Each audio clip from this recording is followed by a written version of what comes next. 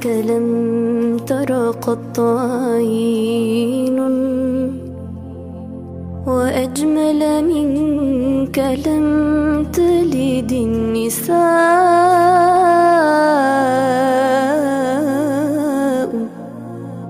خلقت مبرأ. Assalamualaikum warahmatullahi wabarakatuh. Bismillahirrahmanirrahim. Alhamdulillahi rabbil alamin. Wabihi nasta'in ala umurid dunya waddin. Wassalatu wassalamu ala sayyidina Muhammadin wa ala alihi wa sahbihi ajma'in. Amma ba'du. Mari jamaah YouTube, Facebook, ataupun WhatsApp, ataupun dimanapun Anda berada, mari kita sama-sama ikhlaskan niat lillahi ta'ala untuk memurajaah ilmu agama yang pernah kita pelajari. Karena pada kesempatan kali ini, insya Allah kita akan menyampaikan satu kaidah penting yang pernah diajarkan dan disampaikan oleh salah seorang ulama yang bernama Ibnul Jauzi. Ibnul Jauzi, beliau adalah salah seorang tokoh dari mazhab Hambali. Akan tetapi dalam hal ini beliau menyampaikan kaidah umum yang berlaku bagi semua kaum muslimin, yaitu beliau menyampaikan adanya satu ijma' atau kesepakatan dari seluruh para ulama mujtahid, yang mana kaidah itu mengatakan hukum kufur atau kafir bagi mereka yang ragu atau mengingkari akan sifat maha kuasa bagi Allah, sifat kudrah. Ya, kalau kita biasa dulu belajar mungkin sifat 20 yang wajib bagi Allah, wujud, qidam, baqa. Nah, dalam pembahasan sifat yang wajib bagi Allah tersebut kan ada yang namanya sifat kudrah, yakni bahwa Allah maha kuasa. Allah maha kuasa untuk menciptakan segala perkara yang jaiz akli atau yang mungkin akli.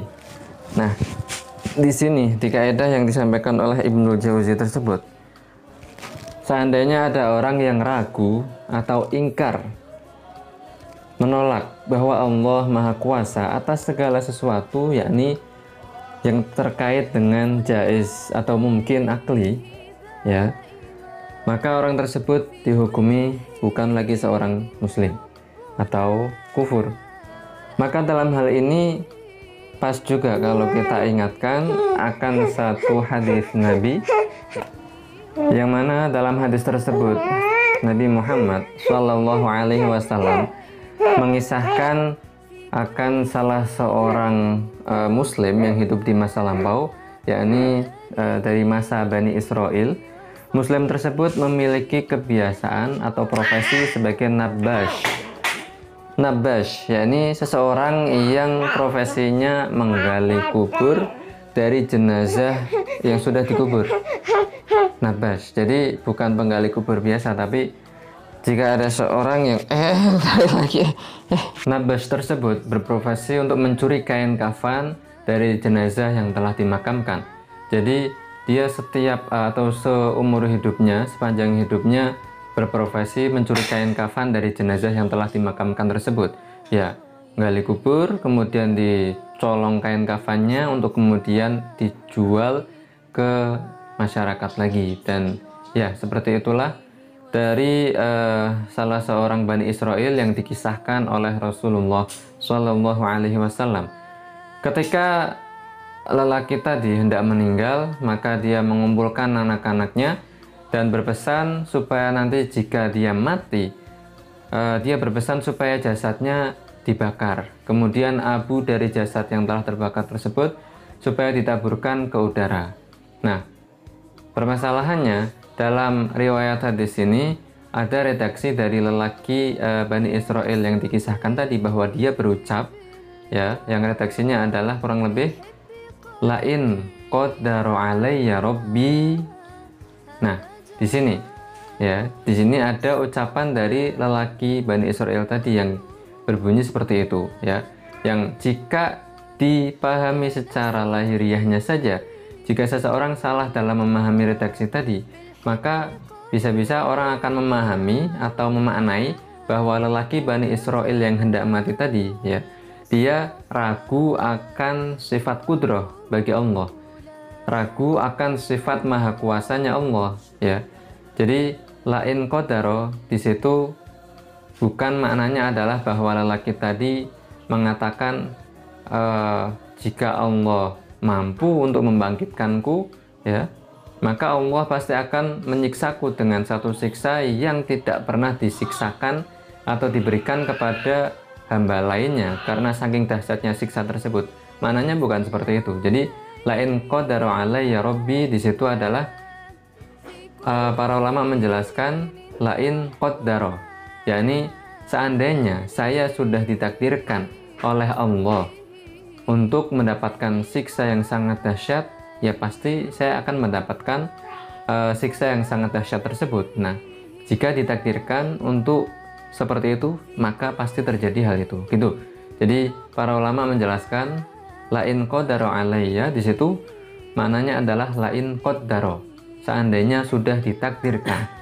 Ataupun dengan penjelasan makna yang kedua, ya ini bahwa qadaro di situ artinya bukan kuasa, bukan mampu, tapi adalah artinya dhayyaqo. Artinya adalah menyempitkan. Artinya seandainya lain qadaro ay lain dhayyaqo. Jika seandainya Allah menjadikan saya nanti di kuburnya adalah sempit, kehidupan di alam barzahnya adalah susah, maka pasti Allah akan menyiksaku dengan siksa yang sangat pedih yang tidak akan diberikan siksa tersebut kepada orang lain selain diriku. Nah, jadi tidak boleh dipahami bahwa dalam hadis tersebut lelaki Bani Israel, ya, yang tadi Nabbash atau pencuri kain kafan dari jenazah yang telah dikuburkan tadi adalah kok ragu akan sifat kudroh atau maha kuasanya Allah. Kenapa kok tidak boleh dipahami semacam itu? Karena dalam lanjutan hadisnya Rasulullah menyampaikan bahwa lelaki dari Bani Israel tersebut yang dulunya berprofesi sebagai penggali kubur untuk mencuri kain kafannya diampuni oleh Allah. Setelah lelaki tadi mati, kemudian anak-anaknya melaksanakan apa yang diperintahkan oleh orang tuanya tadi, yakni dibakar jasadnya dan abunya, kemudian ditaburkan ke udara, ya, terbawa angin kemana-mana. Maka setelah itu lelaki tadi diceritakan oleh Rasulullah diampuni dosa-dosanya oleh Allah. Nah, kaedahnya bahwa seorang yang mati dalam kondisi muslim, ya, dosa-dosanya mungkin saja untuk diampuni oleh Allah, ya, meskipun dia belum sempat bertaubat dari dosa-dosanya tersebut, meskipun dosa itu dosa besar, ya. Dalam hal ini contoh adalah mencuri kain kafan dari jenazah yang telah dimakamkan, atau dalam bahasa Arabnya Nabbash tadi. Nah, adapun orang yang mati dalam kondisi non-muslim atau kafir, maka tidak mungkin, ya, sudah merupakan ketetapan hukum syariat, tidak mungkin orang tersebut mendapatkan ampunan dari Allah Subhanahu wa Ta'ala. Nah, maka seandainya lelaki dari Bani Israel yang diceritakan dalam hadis ini kok dia ragu akan sifat kudroh atau kemahakuasaan bagi Allah, ya, maka dia mati dalam kondisi tidak membawa iman atau non-muslim. Jadi artinya mustahil mendapatkan ampunan dari Allah Subhanahu wa Ta'ala karena matinya mati kafir, ya. Adapun jika lanjutan ceritanya yang disampaikan oleh Rasulullah menyatakan dia diampuni oleh Allah, artinya dia matinya muslim, membawa iman. Nah, seorang muslim tidak akan ragu apalagi ingkar akan sifat kudroh bagi Allah. Jadi tidak boleh diyakini bahwa lelaki Bani Israel tersebut mati dalam kondisi ragu akan sifat maha kuasanya Allah. Tidak boleh diyakini bahwa lelaki tadi kok merasa di dalam hatinya Allah mampu tidak ya nanti untuk membangkitkan saya lagi setelah saya jasadnya terbakar dan abunya tercerai-berai dibawa oleh angin kemana-mana. Wabillahi taufiq wal hidayah. Wassalamualaikum warahmatullahi wabarakatuh.